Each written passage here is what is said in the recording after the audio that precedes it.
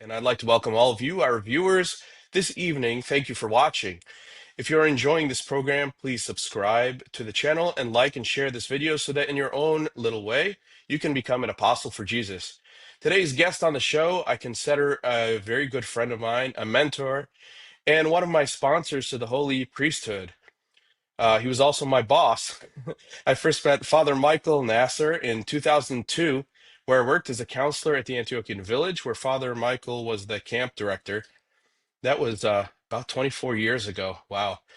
Father Michael is originally from California, worked as a youth director and camp counselor for many years before ordination. He studied at St. Vladimir's and Holy Cross seminaries. He was a parish priest for a short time in New Kensington, Pennsylvania, before being assigned to the Antiochian village as camp director for 10 years. He then served as a mission priest in Tijuana, Mexico, and then the first pastor of Holy Apostles Mission in Bowling Green, Kentucky. Most recently, he was pastor of St. Nicholas Orthodox Church in Grand Rapids for about 10 years. And now Father Michael is the director of spiritual formation at St. Vladimir's Seminary, where he is responsible for the formation of the students who will one day pastor the parishes of the Orthodox churches of North America and beyond. Father Michael, it's my honor to host you on this show. And I know you have a very busy schedule that you've fit us in right before a class that you're teaching this evening. So we're going to jump right in. Welcome. Thank you, Buddha. Nice to be with you. Thank you. I'm going to ask you our first question right off the bat. Although, I guess right before that, I want to point out that when I met you 24 years ago, I looked a lot different, and you look almost the same. So someone would look at you and think the priesthood's easy. So maybe you're gonna really fill us in here. The topic is modern challenges to the spiritual life. Um, and this is an interesting topic because we know from studying theology that there are no new sins under the sun, but there are new challenges. So tell us a little bit about that. Well, thank you. And it's a joy for me to be with you and to have the chance to speak with the folks that are watching this. It's one of my favorite topics because, as you said, there aren't new sins. There is no new spirituality. The Orthodox Church is eternal. It's not even linked to any one particular time of our history. However, life has changed in significant ways in the last, let's say, couple hundred years, but especially I would say the last 50. Um, if we had more time, a lot of things I want to talk about tonight in the next, half hour. I know we spent 2 days, so I'm really trying to condense everything down. But things have changed dramatically. We went from really an agricultural society only a few hundred years ago, where very relatively few people lived in cities, to where very, very quickly, historically speaking, people moved to cities. And then very quickly, technology started taking over. It's only been, the digital age is just decades old. But even the time of industrial revolution, that's only a couple hundred years. So much has changed in terms of how we live. Again, the faith doesn't change, but the conditions that we live in have changed dramatically. I'll give you one example. 200 years ago, when the sun went down, you know what people did? They went to sleep. Why? Because most people couldn't afford a whole lot of oil or candles, and you had worked all day from the rising of the sun. And so you slept the whole night because there was nothing else to do. I remember in my lifetime being a child and a young teenager and staying up late to watch TV and remembering how at midnight all the channels turned off. They played, I think, the Pledge of Allegiance or some patriotic song, and then everything went to static. It's not that way anymore. In the digital age, content comes at us 24 hours a day, 7 days a week, nonstop. And then came these wonderful devices, which have so many blessings, but they've brought a lot of challenges that, again, I don't think we think about. So some of the things I want to talk about, we'll get into the specifics tonight, are how all these changes have affected us, because at the same time that the conditions of life have changed, our spirituality has not changed. Jesus said to us in the Gospel of St. John that he came here that we would have life and have it abundantly. And then he says, just 7 chapters later, in the 17th chapter of that Gospel, By the way, happy feast day, all these named after the apostle and evangelist John the theologian, whose gospel I'm quoting. Happy feast day to you. He says, and this is eternal life, that they know thee, the only true God, and Jesus Christ, whom thou hast sent. So knowing God has always been our spirituality. It's at the core of all of our prayer and our fasting, our almsgiving, our repentance. It's knowing Christ as revealed to us in the church by the Holy Spirit, sent to us from the Father. And to understand that encounter, to experience that encounter, the church has always said, what do we need? We need peace.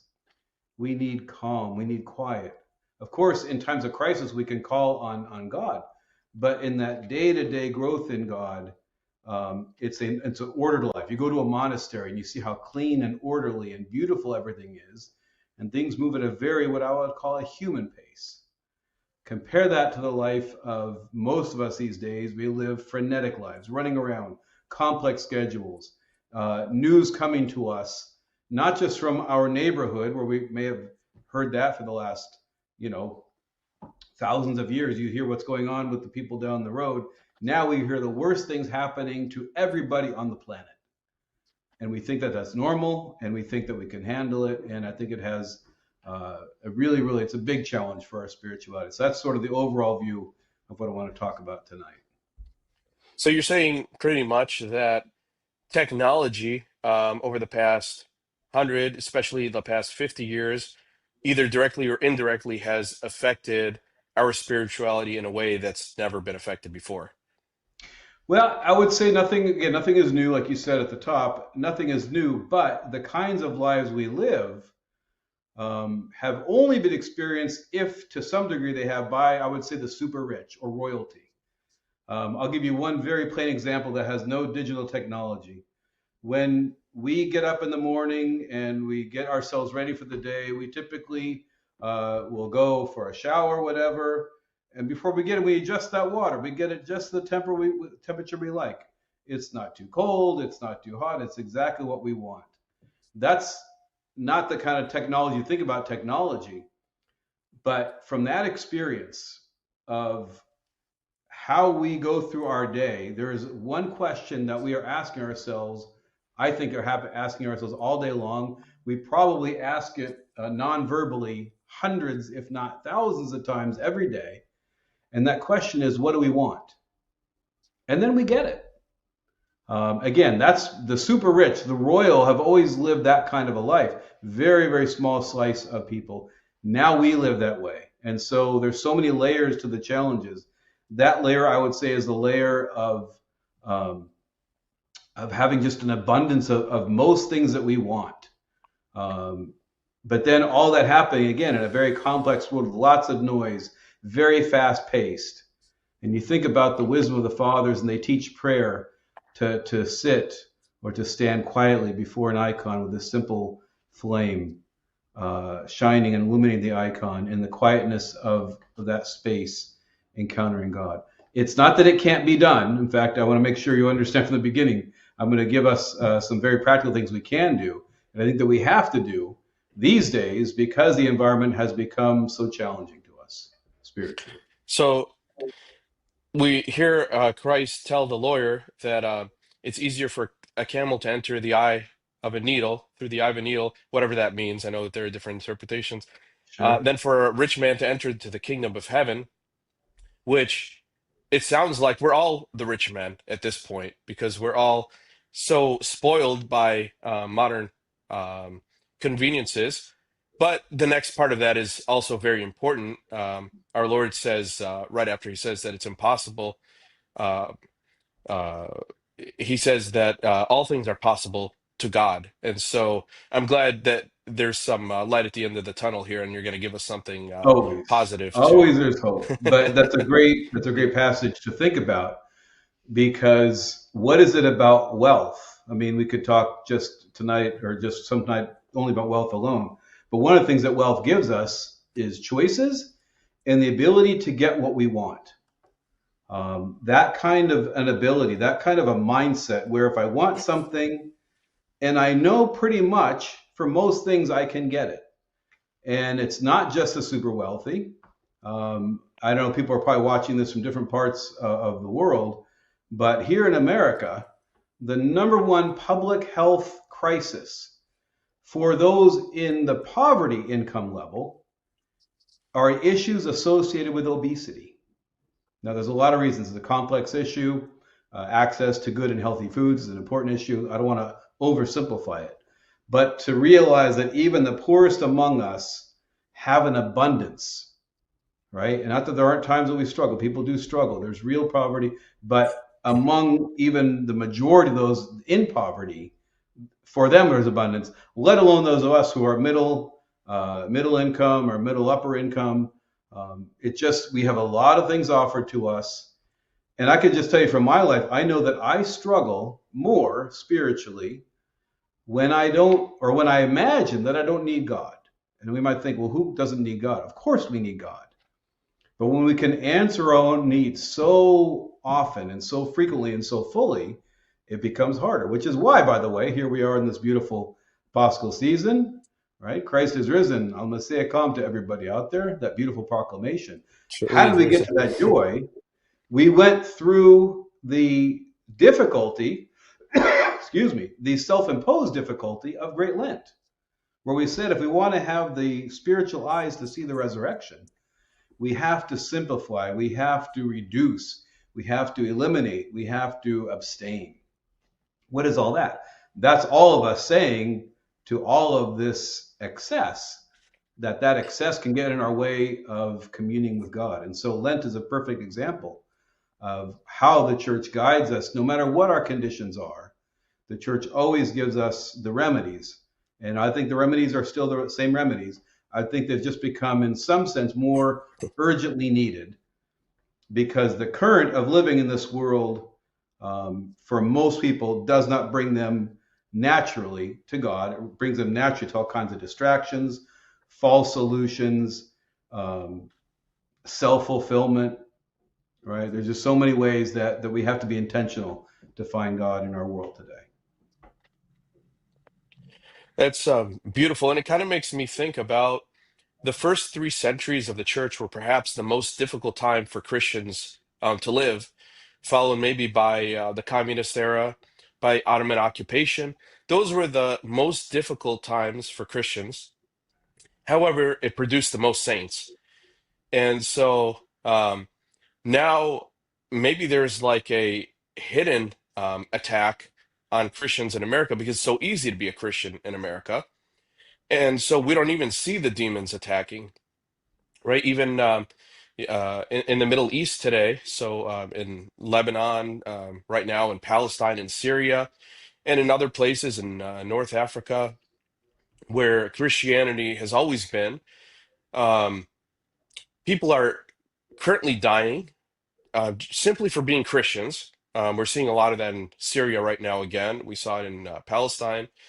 Um, and those people seem to be the most faithful. So, they have these hard lives right now, and because of those difficult lives, they're closer to God. Maybe they see more clearly that they need God.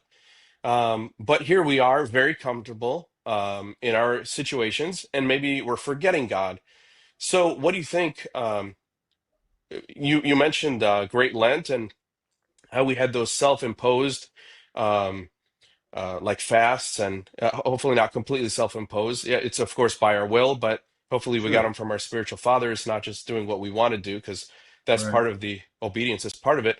Um, but especially as Antiochians, I think we really like the fact that we don't necessarily have to fast for 40 days, and that's maybe not the best thing for us. So what do we have to do in order to keep reminding ourselves of God, so that God doesn't have to remind us himself that, hey, Yes. I'm here? Yeah. As you were talking, I was thinking of a couple of things came to mind. One, here I'm on the campus of St. Vladimir Seminary, and some of the greats of modern Orthodoxy, walked these halls and served in that church. It's just, 100 feet that way.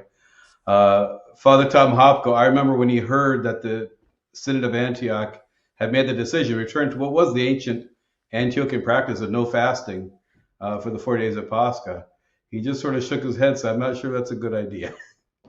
And I think what he was saying was actually, he was referring to the things that we're talking about, that we tend not to do well with excess. And I'll give you an example from, I'll use Pascha night, because Pascha night should be the culmination of all of our spiritual efforts. Like you said, obediently following the fast that we're given, having gone to church much more, having prayed hopefully much more, having taken that spiritual growth and given it out in mercy to those in need, as the hymns of Lent remind us over and over again, and the repentance that's just intrinsic to the whole Lenten journey.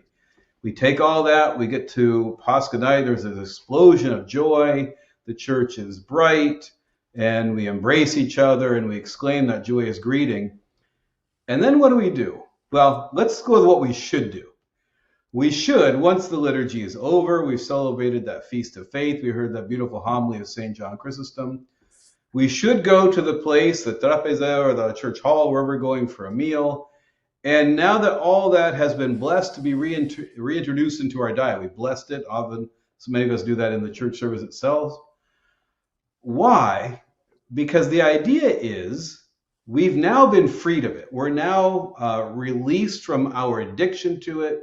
We've broken that. I want something and I have to get it. We spent a long time doing that, and now it should be a free enjoyment. And I think that that does happen to a degree. However, I think some other things happen. Our attitude tends to be something like, oh, I just can't wait to Pascha because I need meat back in my diet. I need the cheeses back. I miss this. I miss that. And it's okay to enjoy it. That's the blessing of Pascha, is to be able to enjoy it without being attached to it. But I think what happens, again, in an environment that encourages our indulgence, it doesn't take long to go from enjoyment to maybe compulsion to even addiction. And I think we live in a time where, and there's a lot of reasons for it, but because the abundance of so much, there are so many things that we find ourselves addicted to. And it's not just food. In the old days, that was one of the main addictions, which is why fasting from certain foods and amounts of food was so important. These days, we can get addicted not only to substances, alcohol and other substances. People get addicted to sports and to gambling, or to sports gambling, or to shopping, or to watching the news or social media. Anything that gives us some kind of enjoyment can and often does go from enjoyment to a sort of indulging in it, to a compulsion to have it, even eventually too often to an addiction. So, And you know what's really funny about that yeah, is people are the most joyful, the most happy during Lent when they're giving all these things up. And when they think that, oh, I get all these things back, they seem to be the least happy. yeah, yeah. And the other thing I was reminded of on that point is when I finished seminary many moons ago, and that summer I had 2-month-long trips. One was a trip to the Holy Land. It's the closest I ever got to Syria and Lebanon. We stayed in Jerusalem and visited a lot of the areas around Jerusalem. Went to the Galilee area. I actually stepped one foot into the Golan Heights. They said you can't go there. That's Syria. And when the guard was looking, I put my foot because I didn't know when I'd get that close again. But my thought was this would be a very inspirational trip, and it was. But it was very also hard to see the treatment of the Palestinians. Well, then I came home for about a month, and then left again to go to Africa. And my thought in my head was, I finished seminary, I'll go and walk in the footsteps of Christ, the apostles, and be inspired, and then get ready to launch out into ministry, going on this mission trip to Africa. Like I said, there were moments of inspiration in the Holy Land, but a lot of difficulty watching the treatment of the Palestinians. Then I get to Africa, and I'm supposed to go to help with my teammates to encourage and inspire these people. And then what I found was it was the opposite. It was the exact opposite. I'll give you one story. We were giving talks at this church, and this young man said to me, I would like to invite you to my home and show you my house and show you my garden. And there I am, sort of a dumb American, thinking his garden was where he grew the vegetables that he could get better than he could get in the market because it'd be fresher and no pesticides and all that.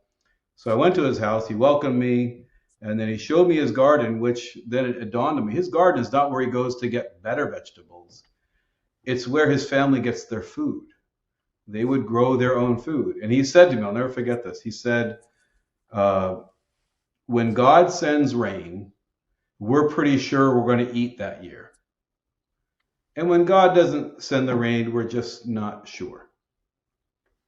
Now, that kind of reliance on God has been hard for me to relate to. I wish I had more of that in my life.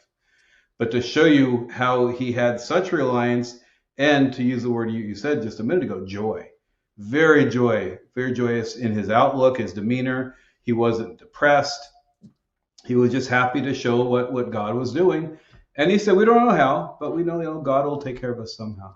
So that kind of joy is something I think we all need, right? It's a fruit of the Spirit. Father John Meyendorff, another great that walked these halls, said that joy is the quintessential Christian experience. And think about with all that we have, all of our abundance, and how there seems to be a lack of joy with so many people, even among us Christians, Orthodox Christians, and huge numbers of high rates of anxiety, depression, suicide. I mean, this is horrible with so much, but to your point, it's not all that brings us joy. It's God, and it's God who is just as easy to find. It's just a little harder to find him when we're stuck in the midst of all of that abundance. And we haven't talked about the noise of technology and all of those kind of things, but that's another layer of difficulty of finding our peace in God that modern life sends our way. Yeah, beautiful. And I definitely see what you experienced in Africa, maybe to a lesser extent when I spent time in Lebanon. You remember me as a 18, 19-year-old at the village, and I always was like, I'm Lebanese, I'm Middle Eastern. Well, I went to study in Lebanon for a year, and after a couple of days, I said, wait a minute, I'm an American. I mean, I didn't like that the electricity was off for certain parts of the day. I didn't like that the internet was very difficult to use. I didn't like that when I wanted to go somewhere, something so basic. When I wanted to go somewhere, I couldn't just get up and go. Right. Um, and sometimes because I didn't have a car and I couldn't, always get a taxi. Um, but also sometimes I would call the taxi and say I want to go into Tripoli or something. They'd say, well, you can't go today. What do you mean I can't go today? It's like Right. down the street, but no, Right. there's fighting today. You can't go there. Um, Yeah. my last time coming out of Syria, the guard said, I hope you enjoyed it. This will be your last time here for a while. And he was right, Wow. because the war was picking up. And so, yeah, we're very spoiled as Americans. We don't even realize how spoiled we are. And Yeah. so getting back, and kind of diving in deep now to this topic, sin seems more accessible to us today because of the comforts, but also, like you said, this thing, Mhm. sin is literally in the palm of our hand. Of course, we could use it for good, and sometimes we do, but it's so easy that it's accessible so easily, and it's not only that it's accessible. We could be innocently checking on our friends and family on Facebook, and then something pops up on there that does harm to our spiritual lives.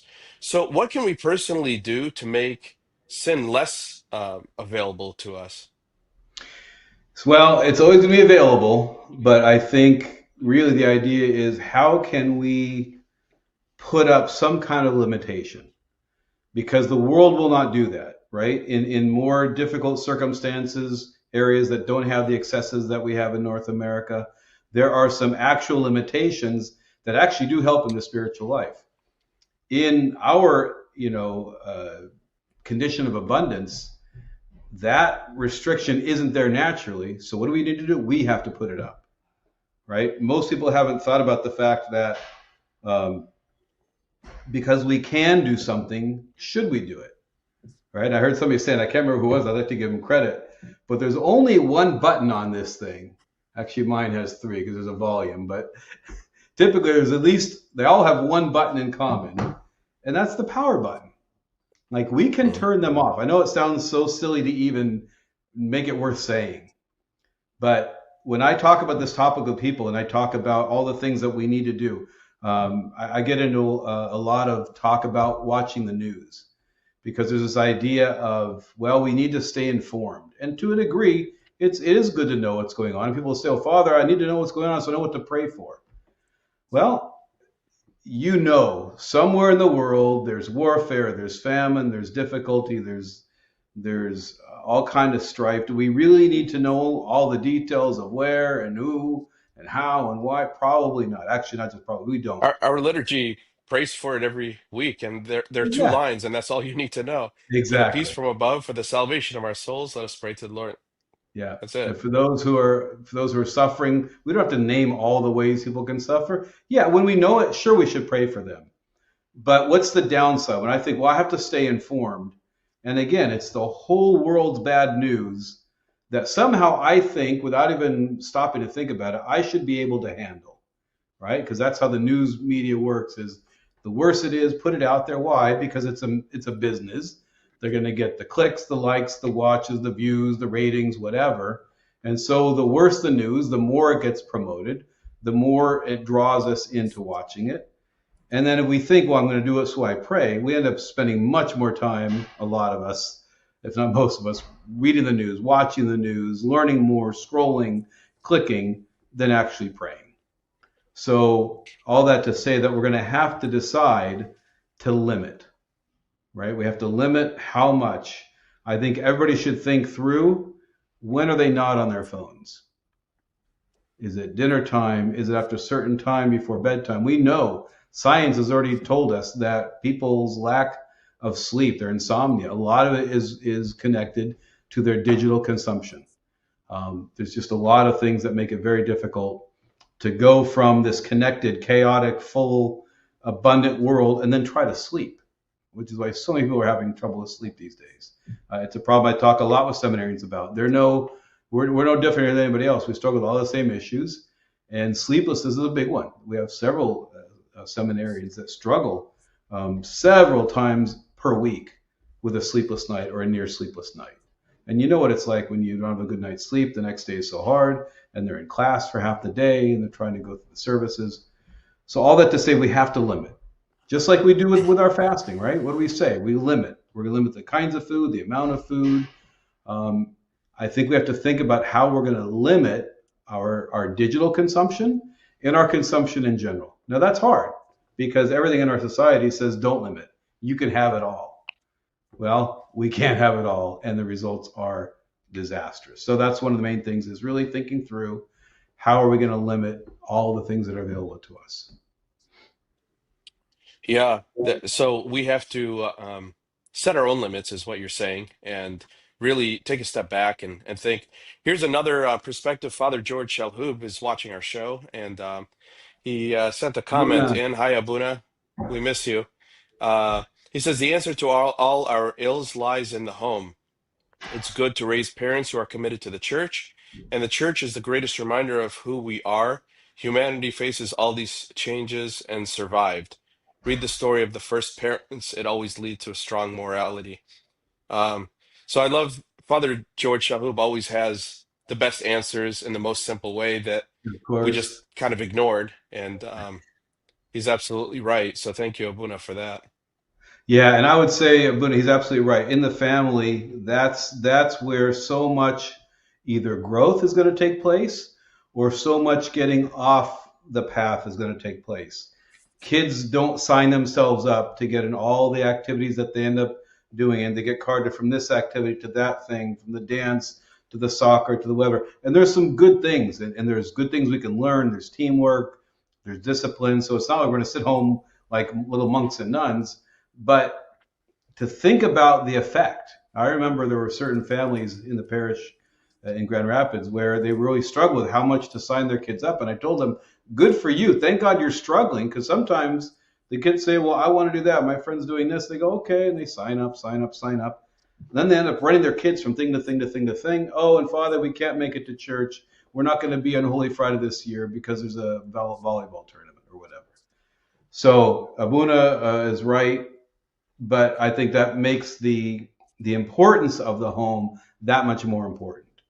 Why? Because again, so many more options are given to our parents, and it saddens me when I talk to parents who feel like they have to give their kids a cell phone at age 10 or 12, and they have to get them this streaming and that computer and this screen, and everyone's in their own rooms on their own TVs and screens.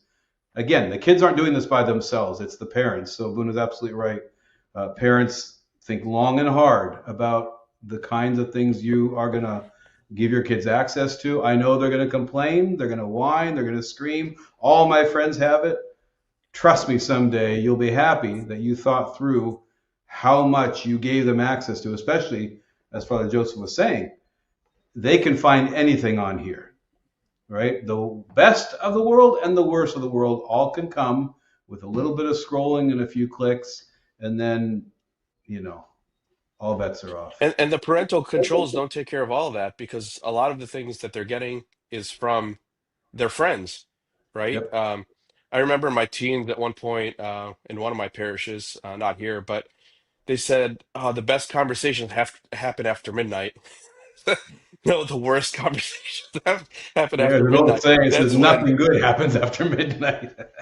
no, midnight is for sleep. And I want to Yeah. say shout out to my kids' school. They go to St. Constantine's School. Um, Nice. and St. Constantine's School, especially for the lower grades, below middle school, they just don't want our kids on the screens at all. And there is kind of a commitment within the group of parents and the school to help encourage that. So that's something I really love, because uh, when I was in West Virginia, my daughter went to elementary school, and at kindergarten, she had a tablet that she was expected to do homework on. And I'm like, well, I guess, she's going to have to learn how to use the computer eventually. But I was so glad that they decided, you know what? I didn't have a tablet when I was in kindergarten.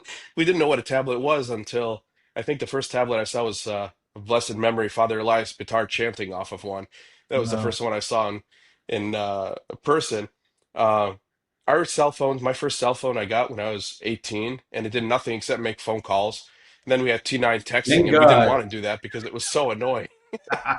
But something they taught at St. Constantine's to the parents was that boredom is the best thing that could happen to your children, because it's a problem that they learn how to solve on their own.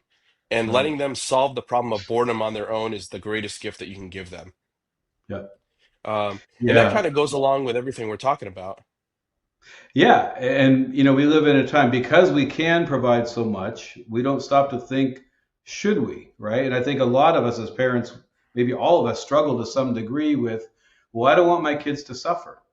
Well, nobody wants to see their kids suffering. And it's like the deepest instinct within a parent to protect their child.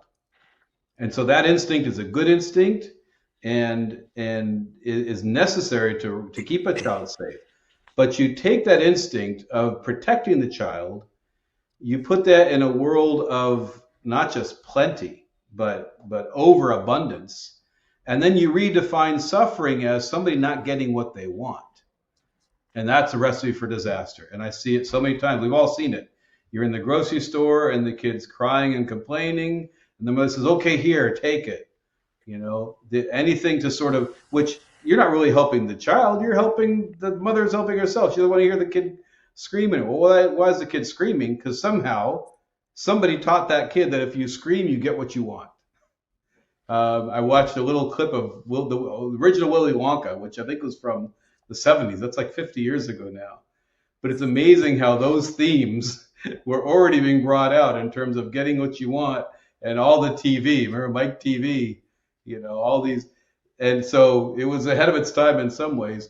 But the church has always known this. The church has always said, you can't just have everything. It's not good for you.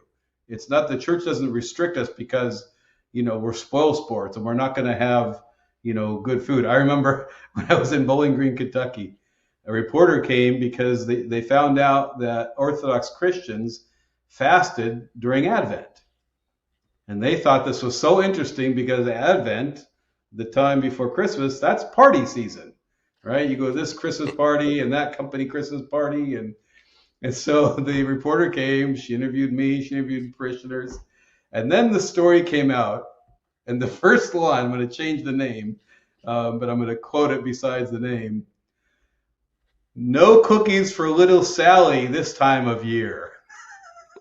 And it was all about how our poor children were so deprived because they weren't getting Christmas cookies. Now, by the end of the article, they had said, of course, Christmas is celebrated, the gifts, the food, but it started with this like shock, like we would deprive our children, right? They can't have cookies every day all the time. But that shows you that's how we think in the world these days. Yeah, what a mess. So there's a quote I read at one point. Forgive me, I'm not going to be able to remember it exactly, but something like hard times make hard men, and easy times make soft men. And this idea that uh, kind of the harder the time is, the more I think the person, and getting back to our Christian roots, has to rely on God, right? He's not relying um, on himself so much. And things aren't about what he wants, it's about what he needs to survive. And then something else I think we talked about a few days ago when we talked about doing this podcast was the pyramid of self-actualization. I think you said Maslow, Mm, yeah, Maslow's pyramid. So it said that, when you have all of your needs, when you have shelter and food and love and all these different things, then you can reach self-actualization. So in an Orthodox world, let's pretend self-actualization is theosis, right? So once you have all these things, then you can have like that highest thing. Well, it actually seems to be the opposite. When you have all of these things, that's not the time for self-actualization. It's actually when you don't have all these things, because remember, the wisdom of God is always different than the wisdom of the world. yep. Things that make sense to psychologists. And that was my degree, and I know that was your degree. In fact, I think you didn't encourage me, but I was inspired by you, and so I wanted to get a psychology degree. And I think at one point you said, "Why'd you bother?" But it's, I mean, of course, there are a lot of great things in the psychology world, and a lot Sure, of great Orthodox psychologists and psychiatrists. So not, I don't want to put that down at all. But right. the wisdom of the world is so different than the wisdom of God. Yeah, well, just think about that term psychology, or to mispronounce it, psychology, right? The PS. Um, what's the psyche? It's the soul. So you have Yeah. secular psychology. Again, I think I agree with you. It has a lot of beneficial things that we can learn and help us understand. I've been reading a book by Mother Siluana. Highly recommend this book. I think Sayyid Nasaba first recommended it, and I heard it recommended somewhere else, so I got it. Called God, Where is the Wound? Mother Mm. Siluana, God, Where is the Wound?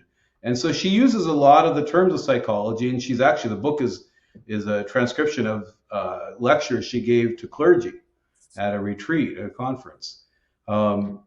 So she uses it all, but she points out in a way, actually, um, Metropolitan Hierotheos Vlachos makes the same point, where he says, secular psychology can help us in certain ways, but the problem is secular psychology, because it's secular, doesn't believe in the psyche, it doesn't believe in the soul. So here we are with all of the great things, and there's so many good things that it does, whether it's through therapy and through medication, a lot of very helpful things, but it's incomplete because you're treating the mind and you don't even believe in a soul.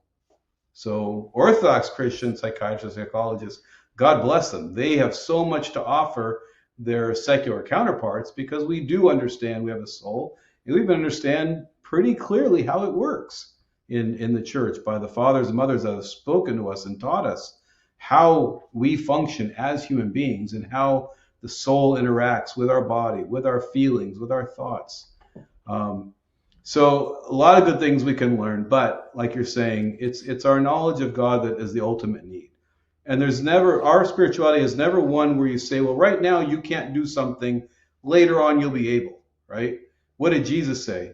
He took a young child with all these scholars standing around, with all their years of study, and he said, unless you become like a little child, you can't enter the kingdom of heaven. And I remind the seminarians of this all the time because Here they are learning all of this really important theology, and it is so important that they learn it. But I tell them that's a part of it, right? The history is important, theology is important, scripture is a part of it. But going through all that and how you grow, right? So all that to say, it's not like, okay, well, they're going to learn all this and then they can go and put it in place. No, every moment is a chance to grow in God, right? Little children are not there to show us that when they get older, they can believe in God. No, they're there as our examples to say that's what complete Christian faith looks like, the dependence and the love and the devotion of a child to a father and mother.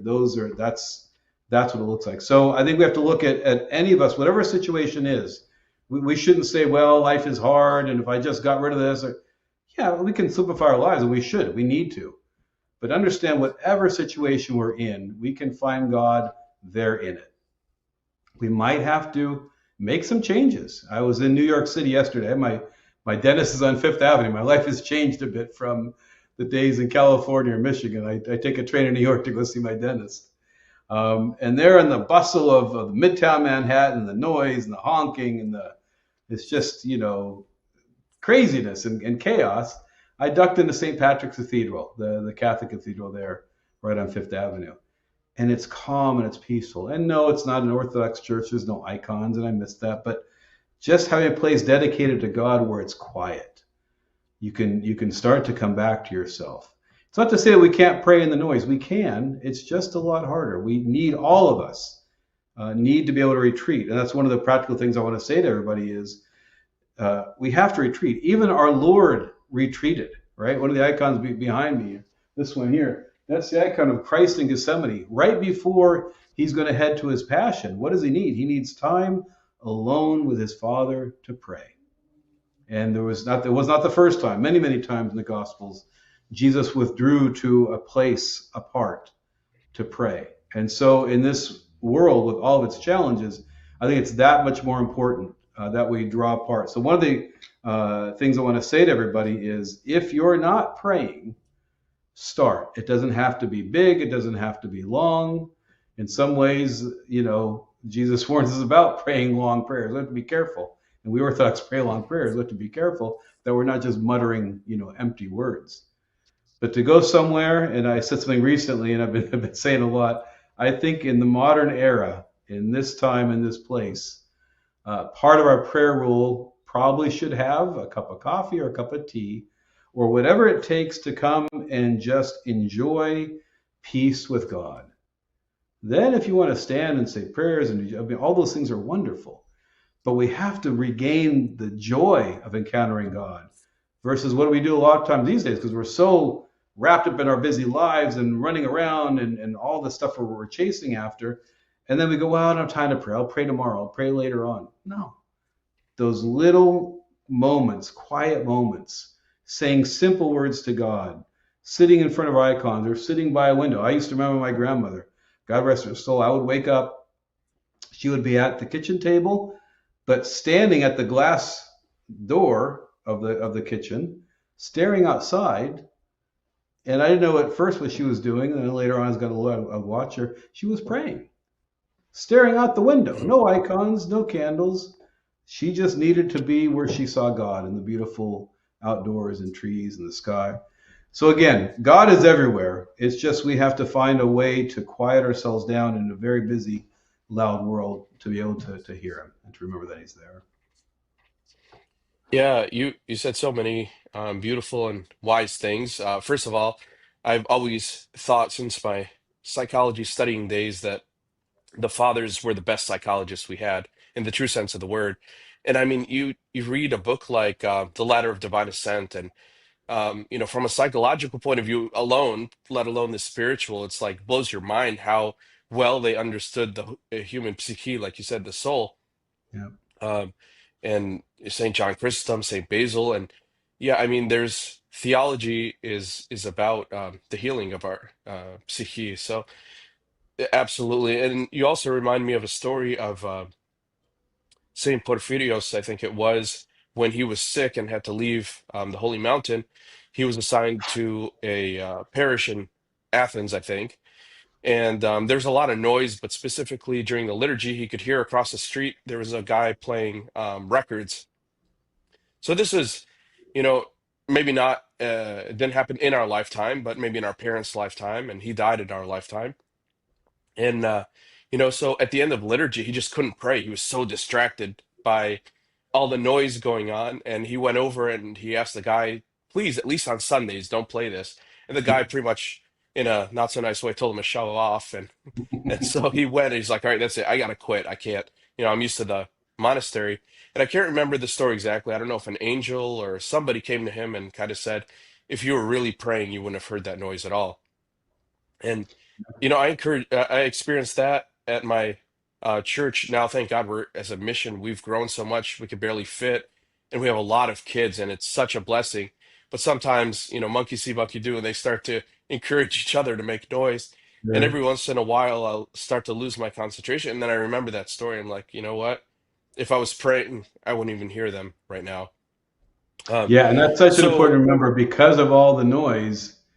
Um, if we don't learn to quiet down when it's quiet, how are we going to quiet down when it's noisy? So you're absolutely right, and it's a great point. But again, I think it also shows that we still need those times, and it's not like life is going to open up space or time. This is a kind of a life that if you let life lead you, you'll go from one thing to the next, to the next, to the next, to the next. You're exhausted, and you get up the next day and you do it all over again. It can yeah, feel and like, quiet might not also be always measured by decibels. It could be right? the noise in our mind. Because when I'm doing this, there's noise going on in my mind, and that's not quiet time. That's right. There might not be any noise at all, but that's still not quiet time. And we were reminded by the prophet Elias where God is found. It's found in the quiet, in the stillness.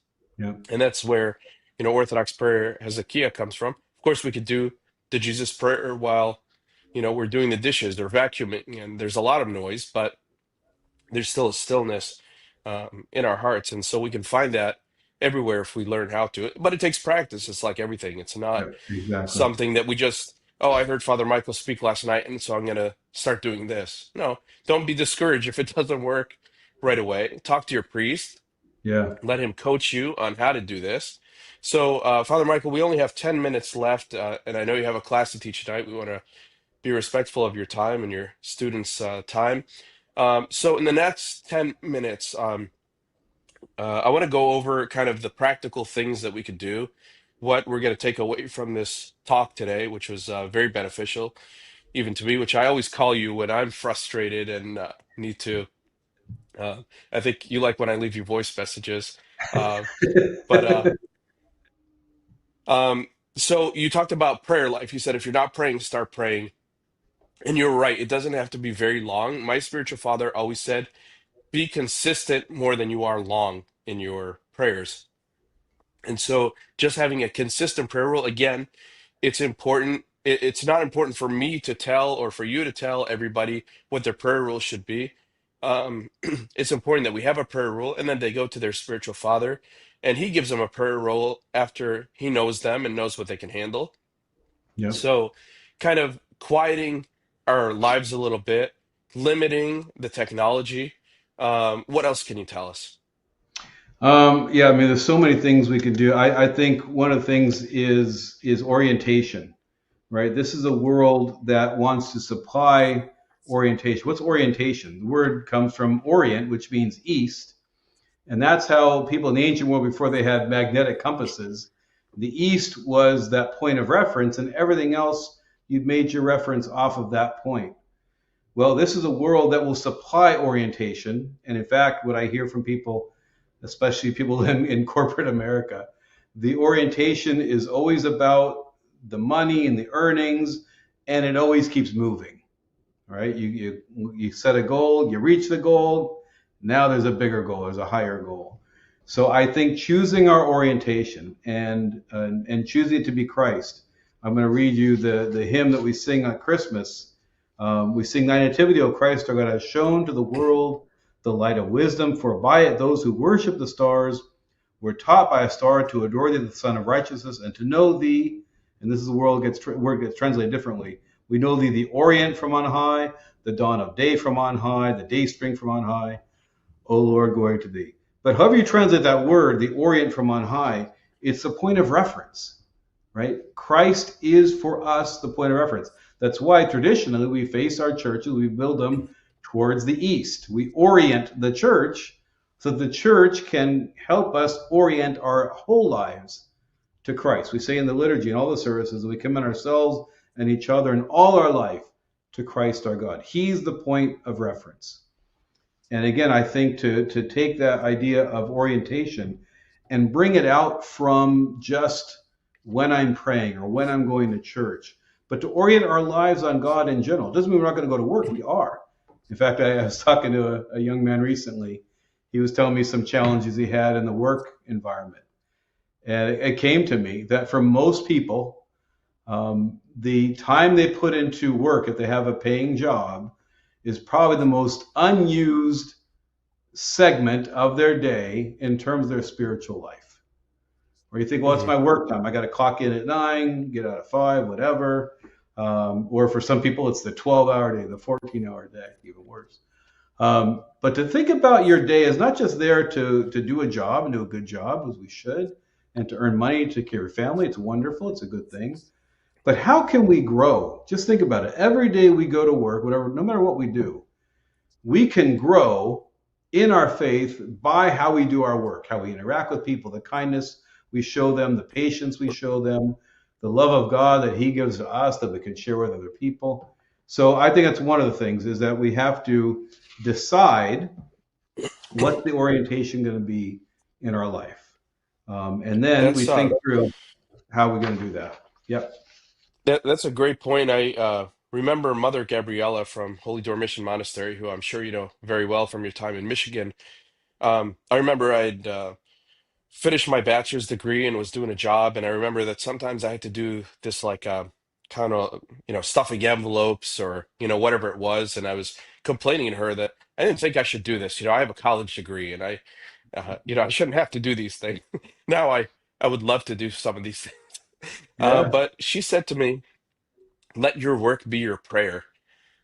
And she said, when you're putting the stamp on, make sure you put the stamp on straight and with love. That's right. And when you're writing the thing, don't rush and do it well. And she said, your love will come across the work you do, and you'll be offering that to God as a prayer. Not to mention the tithe that we give is we're giving a tithe from, that means 10% of our time at work we're giving to God, right? At least. And if we're working as a Christian, that kind of gets multiplied. So if you're treating people well at work, if you're not gossiping, if you're not taking more breaks than you're supposed to and getting paid for it, if you're doing the work with Christian love. And, I love even when I go to the monasteries, not just watching the monks pray, but watching them work. It's amazing. They're saying the Jesus prayer when they can. Okay, maybe if you're doing a job like you're a surgeon or something, maybe you're not trained to do the Jesus prayer at the same time. But if you're just doing it with love, doing the best of your to the best of your ability, then you're offering that to God, and that's a beautiful thing. The other thing, I tell people all the time, make communion the center not only of liturgy, but the center of your life. With every action that you do, ask yourself, can I take communion after doing that? And if we are always focused on communion as the center of our life, so that's what you said, orient yourself to Christ, because that's what Christ is, it's Holy Communion. If we're focusing on that all week, oh, should I be having this conversation right now? Should I be watching this show right now? Should I be listening to this song? Because I have to take communion this week. And if we are oriented towards that, then absolutely, um, that'll change our life. So we probably have time for one more of these All great right. points that you One have, quick Father. one, then I'm condensing down. One more I would say is we have to understand that our problems are not our problems. Our problems are difficulties and they're challenges. And if we're honest, most of us either only grow spiritually or grow the most spiritually when life has gotten challenging. So for a lot of us, when a problem comes, we kind of lose it and we get so confused and we even blame God. And God, how could you allow this to handle? Doesn't mean life isn't difficult. Life can be very difficult.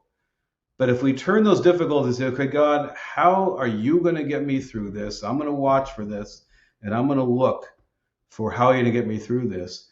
We'll realize that our problems are difficult. We go through many challenging things, right? People lose family members. People deal with sickness, financial, all kind of difficulties in the world. But if we can see those difficulties, what they are, yes, they're difficulties. Yes, they help us see that we need God. They also show us that our difficulties aren't the problem. Our difficulties are actually what help us find God often the most. So when things don't go well, which we're not used to, again, in this world we get so much we want. When things don't go well, we get so distracted and we think that the world is ending. No, it's just a reminder that God has us. He's taking care of us. That whatever our problem is, that's not the problem. How I respond to it, that might be my problem. Right? But taking those problems and realizing, no, God is here with me. He's gonna give me everything I need. What is Pascha if not the defeating of death? The worst thing the world in its evilness can come up with. God even conquered that. So we got to learn not to make our problems, see them as the blessings that they are. That's beautiful, Father. Come full circle. You mentioned at the beginning, there's no resurrection without the cross. And if we're going to follow Christ, we have to take up his cross and follow him. Um, so that's absolutely right. To plug a book also, Illness and the Believer from New Rome Press, written by Harman Gregorius. Very small, short book, but it's a wonderful book. It's about illness and how that, helps bring us to God, but you can apply it to anything, to work, to whatever it is, whatever problems we have, and how that really is meant to bring us closer to God. Um, Father Michael, I want to really thank you. I know you have to go, you have a class to teach here, and I'd like to thank all of our viewers for watching. If you enjoyed this program, please subscribe to the channel and like and share this video so that you, in your own little way, become an apostle for Jesus. Be on the lookout next month for a new episode with a special guest. Until then, the blessing of the Lord be upon you. Christ is risen. Good night. And Father Michael, I hope to have you back on the show.